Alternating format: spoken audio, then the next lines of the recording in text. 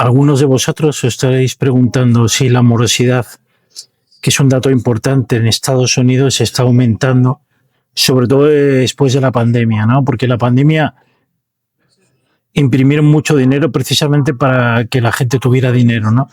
Pero ¿cómo estamos ahora ya que la inflación aumenta y los tipos de interés no pueden bajar, ¿no? ¿Cómo está aumentando la morosidad, no? La evolución de la morosidad en Estados Unidos en crédito de hipoteca desde el año 2020 al 2025. Mirad, durante el año 2020, en la pandemia, la morosidad se disparó brutalmente, ¿no? Por estar encerrados. Llegó aproximadamente a un 8,2 en el segundo trimestre del 2020. Fue un pico artificial por el COVID, ¿no? Es cierto. En el año 2021, entre 2022, bajó fuerte gracias a las ayudas del gobierno, lo que se llama forbearance, tipos bajos, recuperación del empleo. Volvió a niveles más normales, más o menos en torno al 3%. En el año 2023 se mantiene baja, pero empezó a girar al alza. Todavía controlada hasta ese momento. En el año 2024 empezó a notarse el problema. Trimestre a trimestre. En el año trimestre 2024, en el primero, 3,94%. En el segundo trimestre del 2024, 3,97%. En el cuarto, es un aumento muy pequeño, significativo, 3,98%. Una subida suave, pero progresiva. Pero lo importante viene ahora, año 2025, tendencia más reciente. Ya supera el 4% aproximadamente, subiendo en todos los tipos de hipoteca. Especialmente grave en los préstamos FHA, es decir, gente con menos ingresos, compradores primerizos. Resumen rápido. Año 2020, pico extremo 8% de morosidad. 2022, caída fuerte. 2023, 2025, subida progresivamente otra vez. Pero lo que nos interesa ahora, año 2025-2026, es que está por encima del 4% y subiendo. Cuando tenemos probabilidades de que el tipo siga subiendo, el tipo de interés, y aumente el desempleo por la crisis de Irán, ¿no? Inflación alta, pérdida de ahorro, seguros impuestos más caros, es decir, menos probabilidad de que la gente se pueda hipotecar, lo que hará caer posiblemente la compraventa de viviendas, aunque los materiales sean más caros, habrá menos compradores, eso probablemente que estanque la compraventa de viviendas, ¿no? Y sobre todo por los tipos de interés que al haber una inflación alta subirán, ¿no? Probablemente la vivienda caiga porque habrá menos compradores, el que tenga que vender, sacar su vivienda a la venta por desempleo, porque tenga que desplazarse, tendrá que venderla más barata, ¿no? Es decir, estamos en un ciclo económico probablemente que hemos tocado un pico y probablemente empecemos una bajada muy suave, poco a poco. Como siempre he dicho, las crisis se provocan, igual que se aumenta la masa monetaria en la pandemia, ahora tendrán que disminuir el crédito. No es que disminuyan el crédito, sino que menos personas podrán acceder al crédito.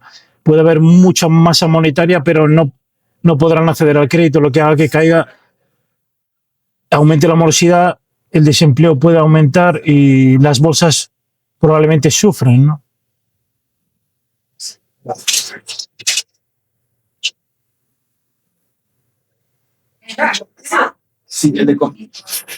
Por otro lado, el Fondo Monetario Internacional dice que no estamos en una crisis hipotecaria como la del 2008, pero sí lanza advertencias importantes sobre Estados Unidos. Sitúa la morosidad por encima del 4%. No veo una crisis inmediata en hipotecas, pero por ahora. Pero aquí viene lo importante. El Fondo Monetario Internacional, que yo no le hago mucho caso, aunque sí es cierto que cuando sales porque hay aguas revueltas, pues se acerca a algo peligroso, ¿no? Esta vez es diferente. Mucha gente tiene hipotecas muy baratas al 2-3% y las nuevas hipotecas están al 6-7%, ¿no? La gente no vende ni refinancia. El mercado se queda bloqueado. Menos movilidad, menos actividad económica. Riesgos que señala el Fondo Monetario Internacional. Vivienda cada vez menos accesible, precios altos, tipos altos. Por lo que será muy difícil para esta generación comprar. Deuda total en máximos. Tenemos hipotecas en récord, más de 13 billones con B de dólares. Una sensibilidad creciente. Si sube el paro o baja la economía, la morosidad puede subir rápido. Es decir, que los que quieran vender tendrán que vender más barato. Eso no quiere decir que se construya más vivienda, pero sí que la necesidad de alguien que tenga que vender ya no podrá pensar como estos años atrás. Precios altos, deuda alta, tipos altos, la gente al límite. Lo estáis viendo en los vídeos, que os animo a suscribiros en el canal, de la gente a día de hoy como está en Estados Unidos, que está muy endeudada en tarjetas de crédito, ¿no? Allí las deudas son muy altas y si el tipo de interés aumenta, habrá morosidad, ¿no? Por eso estamos con un ciclo de comunismo para los mercados. Estamos en deuda privada, deuda pública, se traspasa, nos tratan como un rebaño, ¿no? Para mí no tiene sentido porque el que es responsable siempre paga todos los riesgos, ¿no?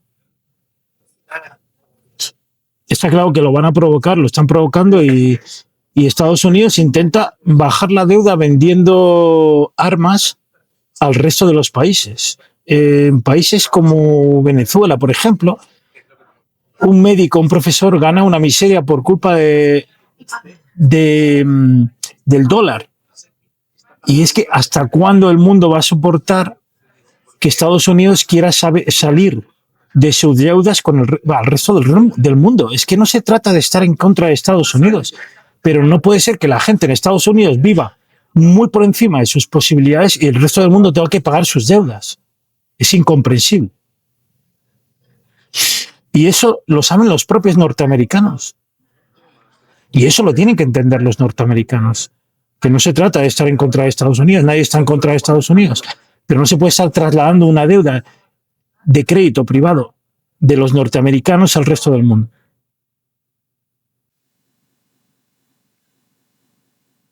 Va de subir de $4.500 a $6.500 y entrará en vigor el 1 de marzo. Nunca había pensado en un banco, pero me puse este sombrero negro y esta máscara negra porque a estas alturas, ¿cómo? ¿Cómo? ¿A estas alturas, cómo?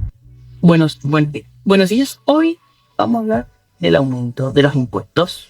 La gente está muy molesta porque ha comprado estas casas y ahora su hipoteca ha pasado de $4.000 al mes. En algunos casos a $6.000 y no saben cómo van a pagarla. Muchas personas están pasando por una crisis hipotecaria.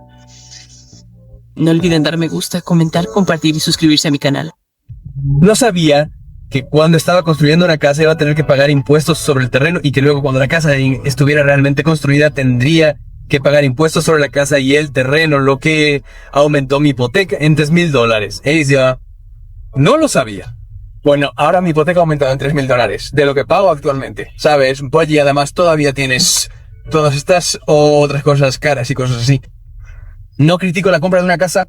Creo que el objetivo siempre debería seguir siendo comprar una casa, pero debes estar preparado para saber lo que está por venir. Y van a pillar así de duro. Solo han pasado 6 meses y mi hipoteca va a subir $700. Sabía que iba a ser una locura porque los anteriores propietarios, como las personas que la compraron para renovarla, solo pagaban el valor del terreno, aunque la casa llevaba en el mercado con el tipo de interés actual y una tasación del contado actual durante X cantidad de meses. Pero no sé, de alguna manera solo estaban jugando con el valor del terreno. Mi hipoteca ha subido otros $200. Así que en los últimos 3 años mi hipoteca ha seguido aumentando $200. Así que en los últimos 3 años mi hipoteca ha subido $600. Y es impactante. Es muy impactante porque siento que la gente no habla de esto. La gente suele idealizar la propiedad de una vivienda, pero no habla realmente de la realidad de la propiedad de una vivienda en la economía actual. Por lo tanto, no solo ha subido mi hipoteca, sino que mi asociación de propietarios sigue aumentando cada año. Y todo es impactante. Es impactante porque siento que no se habla de ello. Vivo en el sur de Florida, así que supongo que es algo a lo que tendré que acostumbrarme, porque aquí todo está por las nubes. Los impuestos sobre la propiedad son altos, el coste de la vida es alto, así que supongo que es algo para lo que tengo que prepararme cada año, porque vivir aquí es caro. Y piensas que cuando piensas en comprar una casa, piensas que vas a tener que fijar un tipo de interés y que estás bien y que no tendrás que lidiar con ningún aumento como lo harías si estuvieras alquilando. Pero en realidad experimentarás algunos aumentos, especialmente dependiendo de dónde vivas. El Pago de mi hipoteca pasó de $1,600 a $3,500. Esto es todo lo que he estado viendo en mi cronología en TikTok ahora mismo sobre cómo están aumentando las tasas hipotecarias de todos. Sinceramente, ¿puedo decirte algo? Cuando compré mi casa por primera vez y tenía un agente inmobiliario, mi agente inmobiliario no me dijo nada. Compré la casa, no sabía lo que estaba haciendo, por supuesto, entonces no era agente inmobiliario. Y no me enteré de mi pago hasta el día del cierre. No supe cuánto iba a ser el pago de mi hipoteca hasta el día del cierre. Firmé en la línea de puntos. En ese momento para mí estaba listo para comprar una casa, así que sentí que era lo que era. Lamentablemente, el pago de mi hipoteca es de $1,600 y sigue siendo $1,600. Bueno, supongo que mi pregunta es, para todas las hipotecas que están subiendo, sé que es una situación terrible, pero cuando compras una casa no sabes qué preguntas hacerle a tu prestamista, porque siempre puedes preguntarle a tu prestamista cuando firmes el contrato de compraventa de una vivienda cuál va a ser tu cuota mensual. Por supuesto será una estimación, pero también en la mesa de cierre cuando el abogado te diga cuánto vas a pagar por la hipoteca y te dé un papel que contenga todas tus hipotecas, durante cuánto tiempo, cuánto y cuántos años más tienes que pagar. En el momento de firmar los papeles, no te limites a firmar los papeles, haz las preguntas que puedas tener sobre tu hipoteca, porque una vez que firmes y cierres la compraventa de tu casa, esa es tu casa. Y luego, años después, tendrás que venderla. Es una pena. Por supuesto, los impuestos sobre la propiedad siempre suben. Bueno, esa podría ser otra pregunta. Cuando compres una casa, pregunta por el impuesto sobre la propiedad. Otra cosa que podría acabar contigo son los incentivos. A veces es bueno tener incentivos para las casas de nueva construcción, pero a veces no. Sobre todo cuando haces la compra con 2 o 2 en 1. Básicamente, cuando tu tipo de interés va a ser un precio durante un año, va a subir al año siguiente y puede que suba al tercer año.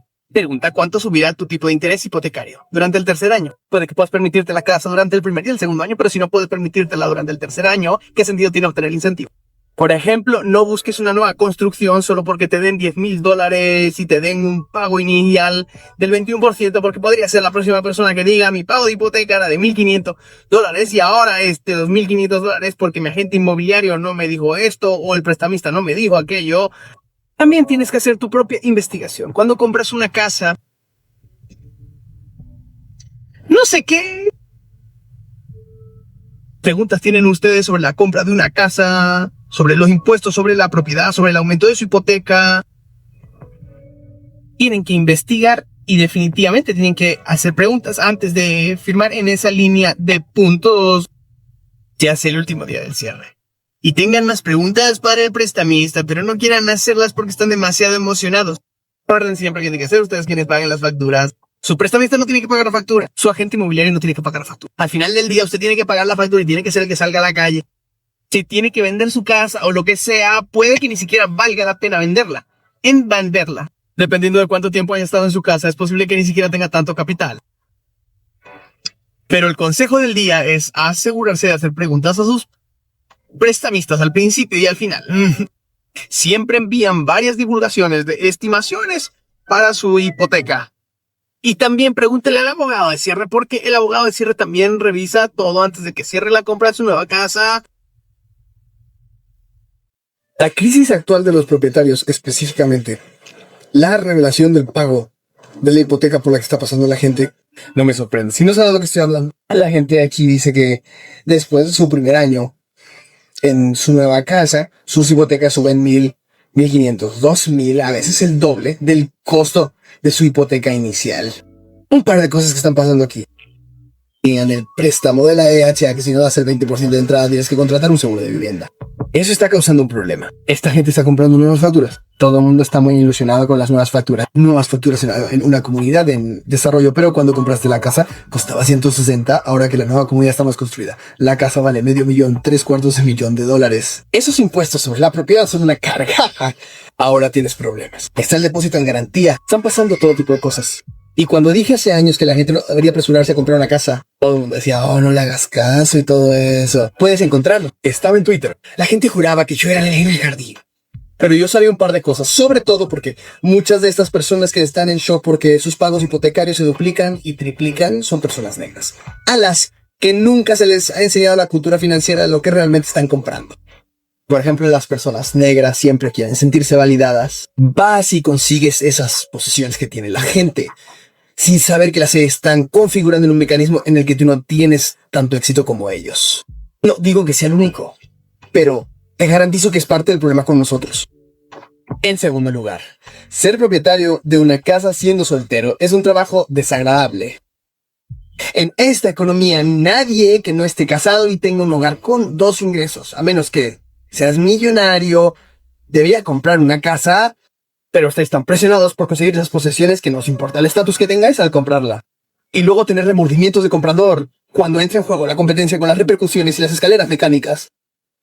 Lamento que estén pasando por esto, pero que esto les sirva de lección para dejar de pensar que solo porque ganan suficiente dinero o califican, entienden de finanzas, educación financiera o administración del dinero, porque esa es una habilidad completamente diferente. Bueno, a ganar mucho dinero, administrarlo y hacer las compras correctas no lo son. Gracias por ver este video. Que tengan un día increíble.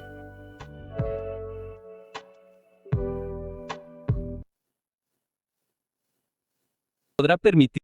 Me pregunto si alguna generación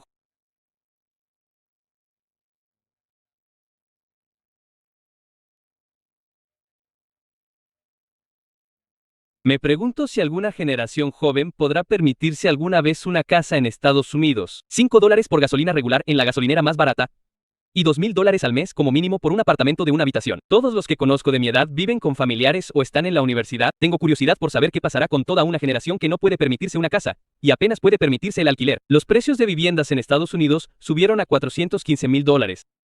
Con un pago inicial del 20%, eso significaría que tendrías que ahorrar $100,000 más los gastos de cierre y un fondo de emergencia de 6 meses para un pago inicial del 20%. El problema es que el estadounidense medio gana entre $50,000 y $70,000 al año, y sin gastar dinero en pagar el préstamo del coche, ni en pagar los préstamos estudiantiles, tardarían 20 años en ahorrar $100,000. Eso equivale a unos $2,700 que ahorras cada mes durante 20 años, para llegar a ahorrar $100,000. Veamos, el problema es que los precios de las casas se duplican cada 20 años, así que, básicamente, nadie puede optar a estas viviendas decente, bajo la ideología de los baby boomers o como quieras llamarlo. Pero la gente me mira como diciendo, ¿sabes? ¿Por qué no te compras una casa? Probablemente porque lo estoy intentando. E incluso si solicito un préstamo para una casa de mierda que necesita ser destripada, estos banqueros quieren doblarme y follarme por la A, sobre lo que sea que tengan delante. ¿De acuerdo? Y es como, ¿desde cuándo tiene que ser tan difícil comprar una casa de mierda? Ni siquiera estoy buscando algo especial. Quiero remodelar esta porquería. Y es como, tío, dame un respiro. Tienes que estar bromeando. No hay nada en venta en un radio de 100 millas a la redonda. Y las cosas que necesitan mucho trabajo, que es lo que quiero, pero no voy a pagar $160,000 por una casa que necesita ser destripada en un pueblo de 3,000 personas. Bueno, eso es jodidamente ridículo. En fin, espero que os vaya bien. Tengo un vecino.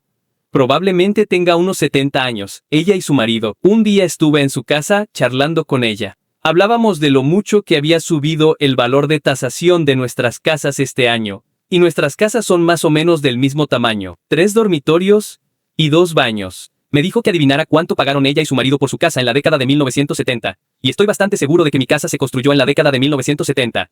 Voy a suponer que la suya también. Pues, Oli, casa bastante nueva y de los 70. 50.000 litros o liter, supongo. Eso no era exacto. $17.000. Bueno. Ella era maestra de escuela. Su marido era policía. Voy a suponer que sus ingresos anuales juntos eran de unos 20.000. Eso podría ser muy bajo. No lo sé. Yo no vivía en la década de 1970. Eso es solo una búsqueda en Google que hice sobre el salario promedio de maestros y policías en Tennessee en los años 70. Imagina que tu casa cuesta menos que tu salario anual. Es posible que me equivoque pero siento que las casas de la mayoría de las personas cuestan el doble chen, o incluso el triple o cuádruple de su salario anual. Eso es lo que cuestan las casas ahora en comparación con el ingreso promedio. Eso me dejó alucinado. Me dejó alucinado. Puedo venderla y ganar más dinero con ella. No me importa si puedo convertirla en un Airbnb. Airbnb es un negocio moribundo ahora mismo. Los hoteles son más baratos en este momento. Las casas son carísimas en retrospectiva. Tengo un apartamento muy bonito que incluye piscina, jacuzzi y gimnasio. 3 cosas por las que no tengo que pagar extra. Pero no puedes hacer que un apartamento parezca un hogar. Joder, y sí que puedo. Orly, pero no puedes colgar cosas en la pared. Joder, no puedo.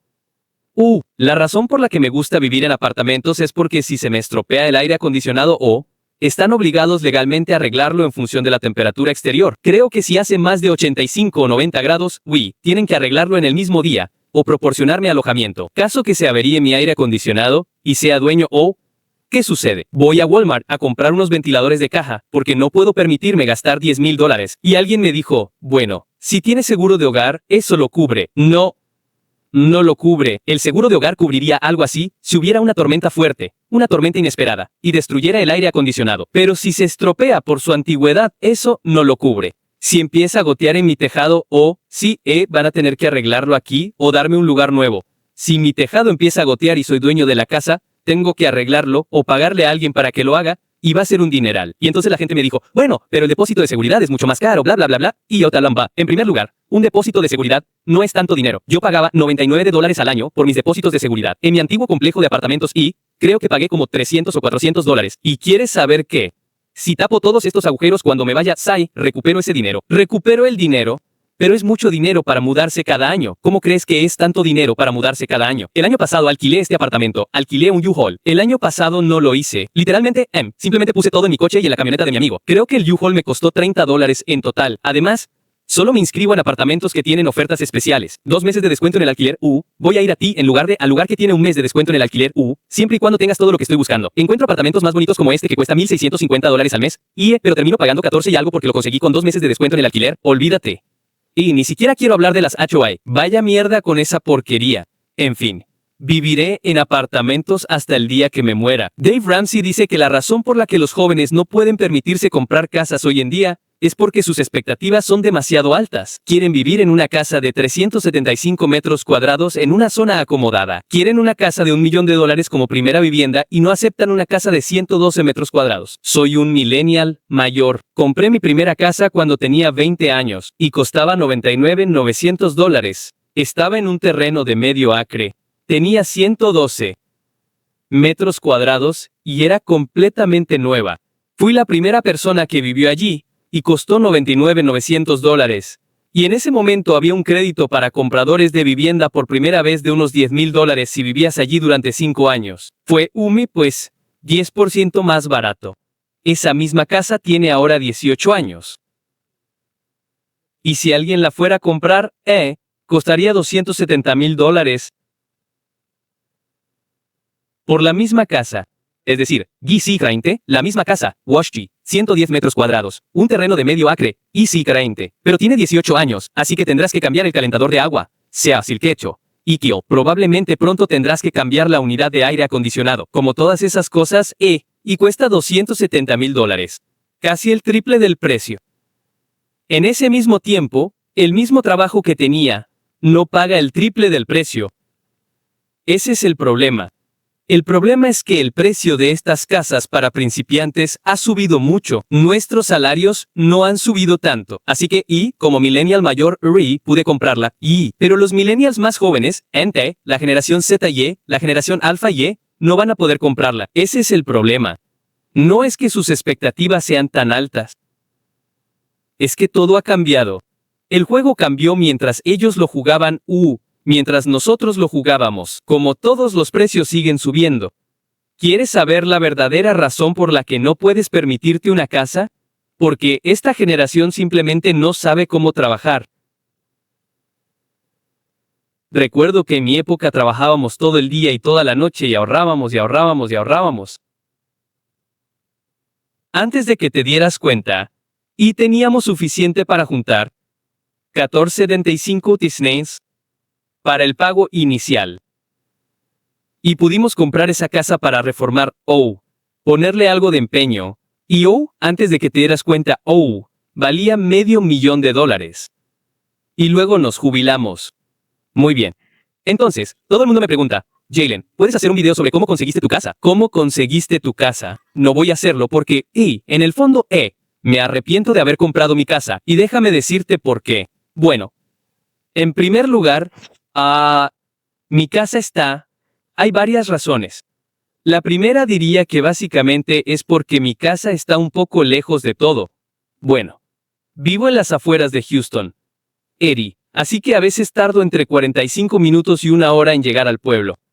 Y además de eso,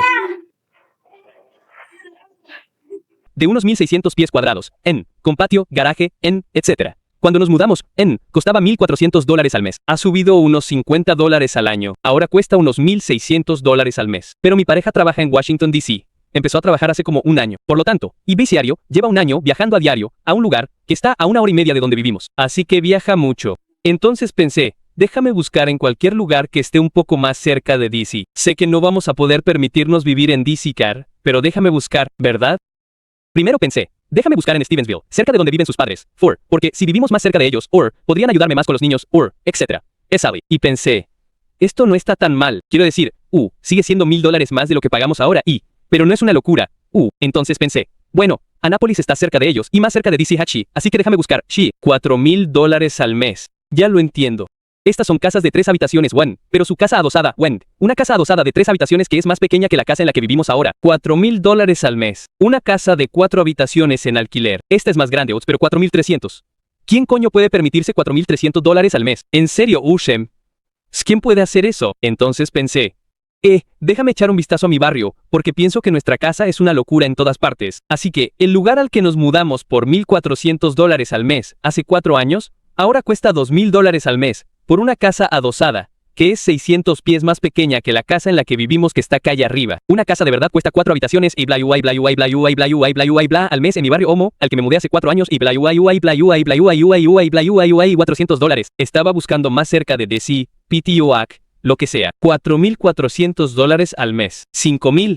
Obviamente, nunca vamos a poder permitirnos una casa de 5 habitaciones y 27 metros cuadrados, pero $5,000, $5,900, casi $6,000 al mes de alquiler. ¿Quién puede permitírselo? Literalmente, quiero saber quién. Y en muchos sitios te piden que ganes el triple de alquiler. Entonces, Yalma.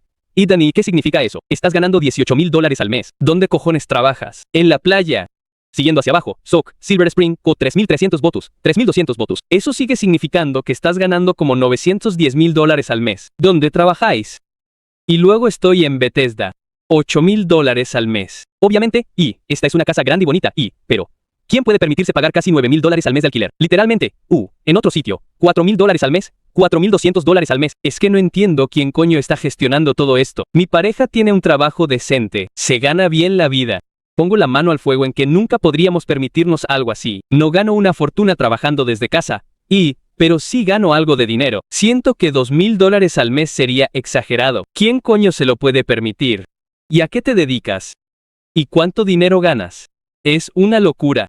Incluso con el sueldo de mi pareja, no hay forma de que podamos permitirnos pagar $3,000 al mes de alquiler. Ni hablar. Ni siquiera, por favor. No lo entiendo. De verdad que no entiendo cómo la gente se lo puede permitir. Es una locura. Pensé, bueno, igual es más barato comprar una casa o todas las casas cuestan más de 350,000 etki, mires donde mires. Y luego esta estimación de lo que te costaría la hipoteca es de unos 3,000 al mes. Es como si esto fuera una crisis, tío. Probablemente vayamos a estar atrapados en esta casa hasta que muramos, porque los $50 al mes o al año que está recaudando son mucho más baratos de lo que pagaríamos por alquilar una casa de mala muerte en la misma calle ahora mismo. Me encantaría mudarme más cerca de su trabajo para que pudiera pasar más tiempo en casa y no tener que conducir 3 horas todos los días. ¡Ey! Pero no es financieramente viable. Es una locura. Parece que hemos entrado en una era en la que si quieres comprar una casa por primera vez, vas a tener que aceptar ser pobre. Ser pobre es cuando una parte sustancial de tus ingresos, más del 30%, se destina a los gastos de la casa. El salario medio de las personas de 35 a 44 años en EU es de unos 63,000. Si usamos la regla general, y TOSUS, no deberías gastar más del 30% de tu salario bruto en vivienda. Y eso incluye todos los gastos de vivienda. Digamos que ganas esos $63,000 al año antes de impuestos y fíjate, eso significa que puedes permitirte unos $1,500 en gastos de vivienda cada mes. $1,500. Eso podría ser factible si consigues encontrar una casa que cueste menos de $200,000 y tu tipo de interés es de alrededor del 6%. Pero claro, ¿cuál es el coste medio de una vivienda en EU? Ahora mismo es el doble. Son $412,000. Digamos que de alguna manera pudiste conseguir ese 20% de entrada. Eso significa que solo el pago de tu hipoteca con un tipo de interés del 6% sería de unos $2,000 al mes. Si ganas unos $63,000 al año, eso supone alrededor del 40% de tu salario bruto. Y ten en cuenta que el 30% del coste de tu vivienda incluye todos los costes de la vivienda. Lo que la gente olvida es que cuando compras una casa, la hipoteca es como el mínimo que vas a pagar mensualmente. También vas a tener que pagar los servicios públicos. Tendrás que pagar el seguro. Vas a tener otros costos asociados con la propiedad de la vivienda, y deberías ahorrar una parte del valor de la vivienda cada mes para reparaciones. Todo esto es para decirte que si sientes algo así como, mierda, siento que nunca voy a poder comprar una casa a menos que, literalmente, solo pueda permitirme pagar mi casa. Realmente no sé cómo lo hace el estadounidense promedio, porque incluso como persona con altos ingresos, observo el mercado inmobiliario y pienso, no sé cómo voy a poder permitirme comprar una casa siendo una mujer soltera que no quiere ser pobre por falta de vivienda. Y lo que he tenido que aceptar es que supongo que está bien, porque hay otras formas de invertir. Hay otras formas de generar riqueza. Pero es frustrante porque me gustaría tener otro gato pero no estoy dispuesta a mudarme al medio de la nada en Estados Unidos para poder comprar una casa de $200,000. ¿Entiendes lo que quiero decir? Así que supongo que se trata simplemente de priorizar lo que es importante para nosotros. Pero parece que el sueño americano de poder tener una propiedad no debería estar tan fuera de nuestro alcance. No debería ser tan difícil poder comprar una propiedad. Esto es algo que Buscar en portales inmobiliarios es perder tiempo. Un inversor de verdad encuentra las oportunidades gracias a sus contactos. ¿Alguna vez has escuchado esto? Pues te están mintiendo. No me creas porque te lo voy a demostrar. Porque sí que te has creído que no hay oportunidades en portales como Idealista, Fotocasa u otros portales. Y hay y muchas. Y el hecho de que no estés buscando escucho todo el tiempo de los compradores. Mi puntuación de crédito es buena, es superior a 700. No tengo muchas deudas. Llevo más de 2 años trabajando en mi empleo. ¿Por qué no puedo comprar una casa? ¿Son mis ingresos? La triste realidad aquí en el área metropolitana de Phoenix es que si no ganas una determinada cantidad de dinero, no podrás comprar una casa. Y eso se debe a que los precios de las viviendas han subido mucho en los últimos 4 años. Así que incluso con un condominio que va a costar menos de $300,000 con las cuotas de la Asociación de Propietarios y los impuestos, tu pago mensual total seguirá siendo relativamente alto. Por lo tanto, debes ganar una determinada cantidad de dinero. Y voy a decir esto con cautela porque no soy agente de préstamos, no lo sé. Pero según mi experiencia, si ganas menos de $75,000, te va a resultar difícil pagar la hipoteca con el nivel actual de los precios de las viviendas. Por lo tanto, un par de soluciones son, añadir un coprestatario, alguien que va a vivir en la casa contigo, o un cofirmante, alguien que va a firmar el préstamo contigo. No tiene que vivir en la propiedad, pero su perfil también tiene que ser bueno. Por lo tanto, una buena puntuación de crédito, no muchas deudas, un buen historial laboral, etc. Supongo que debería agregar que estoy ejecutando esos escenarios si estás poniendo la cantidad mínima de entrada. Si ganas menos de $75,000, pero tienes una gran cantidad de dinero ahorrado para dar el pago inicial entonces podrías permitirte algo bueno, porque el monto de tu préstamo será menor. Y no es imposible encontrar algo para ti, si ganas menos de esa marca de $75,000 y vas a poner la cantidad mínima de entrada y tienes una buena puntuación de crédito. Solo significa que será un poco más desafiante. Quizás tengamos que ir a buscar en áreas que estén en las afueras de la ciudad porque ahí es donde están las casas asequibles. Así que definitivamente contacta y veamos cuáles son tus opciones. Y podemos hablar de ello. Podemos hablar de cuáles son tus opciones. Y Seth, para ser sincero, el concepto de ser propietario de una vivienda no me parece nada atractivo. Creo que es un concepto anticuado, que la gente de nuestra generación, y con el tipo de vida que quiere vivir, y la cantidad de dinero que gana en comparación con el coste de las cosas que necesita para vivir, no es realista en absoluto. En segundo lugar, no te beneficia tanto como solía serlo tener una vivienda. Los ultrarricos tampoco poseen viviendas sin servicios esenciales. Por ejemplo, tienen una casa junto al lago, tienen una casa en algún lugar donde trabajan, hay una casa en una ciudad en auge. Pero muchas veces, estas personas millonarias, multimillonarias, tienen una casa principalmente para criar a una familia, y alquilan otros lugares en los que preferirían estar. Personalmente, no me veo queriendo estar atado a un solo lugar. Estaría bien vivir año tras año en una casa con mis hijos hasta que tengan edad suficiente para ir a la universidad, y luego, ya sabes, mudarte de ahí. Pero todo el concepto de propiedad de vivienda no tiene sentido para mí, porque el argumento de la gente es que estás perdiendo dinero cuando alquilas, pero has ganado tanto que no es cuantificable financieramente. Veo a mis padres tener casas propias ahora mismo, y no parece ni remotamente agradable. No parece que disfruten realmente de tener la casa. Y la seguridad de ello, supongo puede ser agradable, pero si tienes un trabajo, y eres financieramente culto y responsable, siento que nunca será un problema para ti no ser propietario de una casa y simplemente alquilar, o incluso hacer arrendamientos a largo plazo. Mayormente quienes tienen casa viven en un suburbio que no es muy atractivo, no tiene mucha cosa que ofrecer. Y el concepto que les inculcaron cuando crecían y que nos ha vendido la nación capitalista en la que vivimos, es que ser propietario de una vivienda es la mejor manera de asegurar el dinero y asegurar un futuro para tus hijos. Mi madre siempre me dice que acaba de comprar una casa. Eso sí, tiene 50 años. Compró la casa a los 47 años. Le dije que era la cosa más estúpida que podía haber hecho. No tiene hijos viviendo en casa. Ella y su marido compraron una casa juntos. Ahora están divorciados y se pelean por la casa. Está convencida de que necesita quedarse con la casa porque o nos la deja a mi hermano y a mí, o le reportará beneficios económicos en el futuro porque podrá vender la casa y llevarse el dinero con ella. Pero así no es como funciona en la realidad. Primero, heredar casas parece un concepto anticuado. Los niños ya no quieren vivir en la casa en la que crecieron. Al menos yo no quiero vivir donde me criaron mis padres. Yo quizá viviría en la misma ciudad y en el mismo estado. El estado de Massachusetts es un estado precioso para criar una familia, pero la casa en la que crecí da un poco de miedo. Parece un poco aburrida. No me gusta la forma en que quiero tener mi propia casa personal. Quiero que la casa sea mi propia casa. 2.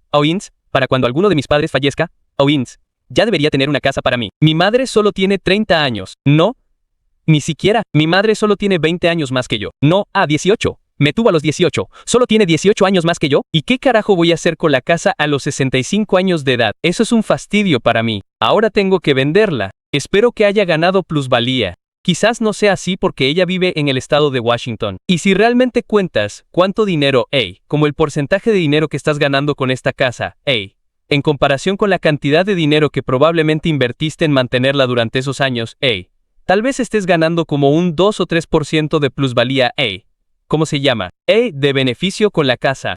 Su casa está valorada en unos 1,2 millones. Su hipoteca era de unos 900. Así que ya ha ganado $300,000 de capital. Sin embargo, se divorció. Ahora probablemente gastó un par de cientos o un par de miles de dólares en ese divorcio. Puede quedarse con la casa, pero ahora le restas el dinero que está gastando en el divorcio y teniendo que pagarle a él y bla bla bla. Pierdes algo de capital allí. Y luego las reparaciones constantes. Su techo necesita una reparación de $65,000. Eso es $65,000 de tu capital. Al final podría parecer que ganaste dinero con eso, ¿verdad? Pero básicamente solo estás recuperando el dinero que has estado invirtiendo. Básicamente, estás poniendo tu dinero en una cuenta de ahorros. Es como una HSA. Prefiero tener algún tipo de cuenta de inversión que ser dueño de una casa, porque no tiene nada que ver con el mantenimiento, las reparaciones constantes, tener que preocuparte por quién tengo que hacer qué. con qué y con qué tipo de mantenimiento y con el jardinero y bla bla bla bla bla. Vivir en un apartamento, aquí es vivir en un condominio, aquí está todo cuidado. Y tienen comodidades, piscinas, gimnasios, es como estar en un entorno social. Obviamente, una vez que tienes hijos, necesitas alejarte de eso, pero no hay ninguna razón por la que no puedas. Viví en un edificio en Florida, donde vivían familias, y le pregunté al tipo, oye, ¿prefieres esto a una casa? No tener transporte público hace que el modelo de Estados Unidos puede entrar en un colapso, ¿no? En un colapso cuando todos hemos visto que el petróleo era muy importante para los Estados Unidos, ¿no? Y luego, por otro lado, tener coche eléctrico. ¿Quién tiene las tierras raras? ¿Quién es el que está construyendo más coches, vehículos eléctricos?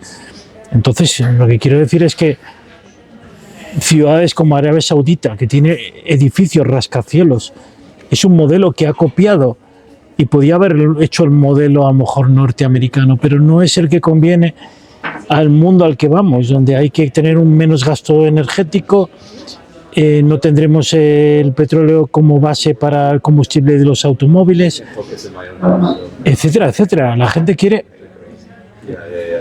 por decir así, aprovechar el tiempo, no llevarse una hora para ir al trabajo, ¿no? Entonces las ciudades parece que tienden a concentrarse, ¿no? Como que facilitar ese modelo de ciudad. Es cierto que el tener trenes de alta velocidad mejoraría, ¿no? Pero los políticos no van a estar en torno a eso siempre y cuando la economía esté basada en una inversión de vivienda, donde el precio de la vivienda no puede bajar, ¿no? Entonces, ese modelo hace que las ciudades se construyan de manera irracional. Cuando tú puedes hacer un tren de alta velocidad a 200 kilómetros y estar a 15 minutos del centro de la ciudad. Pero eso no quieren los políticos. Entonces, al final hacen un modelo que sea acorde al modelo que llevan 30, 40 años, ¿no? Por eso las ciudades, el modelo de Estados Unidos, veo que a corto plazo tiene un problema, ¿no? Tiene un problema. Y ya vemos con las guerras de Irán, el petróleo, la deuda de Estados Unidos, que esa es otra. Las familias están muy endeudadas, los universitarios tienen créditos enormes, pues hipotecas, ¿hasta cuánto van a poder subir? ¿Al 5 al 6% de tipo de interés? Yo no veo que esto tenga una solución si no cambian un modelo. Por eso, veremos a ver la próxima generación, los próximos políticos. Está claro que los políticos en una democracia votan los que más están en este modelo, ¿no? Pero cuando esa gente muera, cuando la gente joven va a ser mayor en la pirámide democrática, los políticos tendrán que votar para ellos, ¿no? Entonces es donde el modelo podrá cambiar.